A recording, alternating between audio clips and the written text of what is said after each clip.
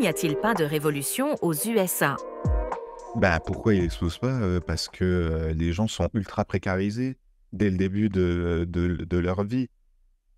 Ah oui, mais c'est-à-dire que ouais, beh, ça, c'est une bonne question, tu vois? Et c'est mais vraiment, tu sais, il faut quand même vraiment, faut quand le point de précarisation quand même aux États-Unis, tu vois? C'est que quand même, c'est des gens qui ne connaissent pas, la sécurité de l'emploi.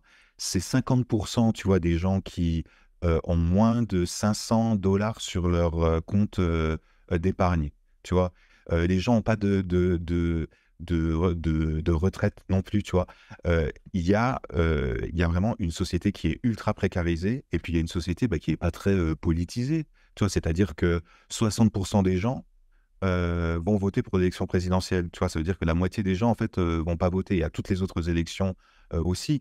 Alors, si tu veux et je pense que c'est pas une société qui est politisée et je pense que c'est une société aussi qui est tellement précarisée et qui n'a pas, tu vois, l'histoire de l'organisation, syndicale et cetera. Tu vois? C'est-à-dire que quand on voit maintenant, il y a quand même des grandes forces syndicales, tu vois, aux États-Unis. On a quand même vu des mouvements, tu vois, genre, avec Amazon, avec Starbucks, les gens commencent, à s'organiser, mais moi je reviens à ce que je disais avant.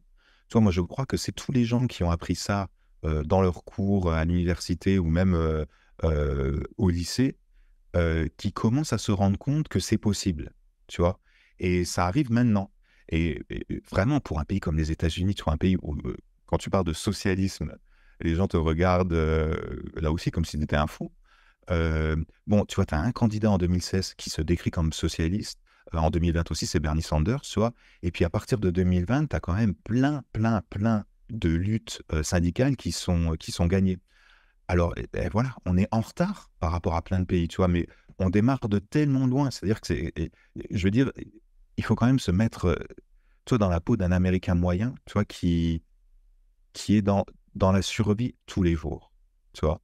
Et voilà et quand tu arrives à la maison le soir et que tu as déjà bossé, 2 boulots et que tu arrives pas, à boucler les fins de mois, tu sais, peut-être que le dernier des trucs auxquels tu penses, c'est la révolution, tu vois?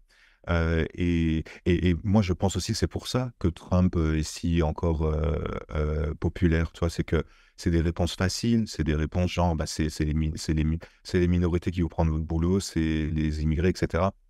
Donc tu vois? Je veux dire, voilà, moi je pense que c'est vraiment une population qui est mais vraiment extrêmement précarisée. Et on a du mal à s'en rendre compte, tu vois? Vu de France, peut-être vu du Canada aussi et moi c'est ce dont je me rends compte vraiment tous les jours, quoi, ici.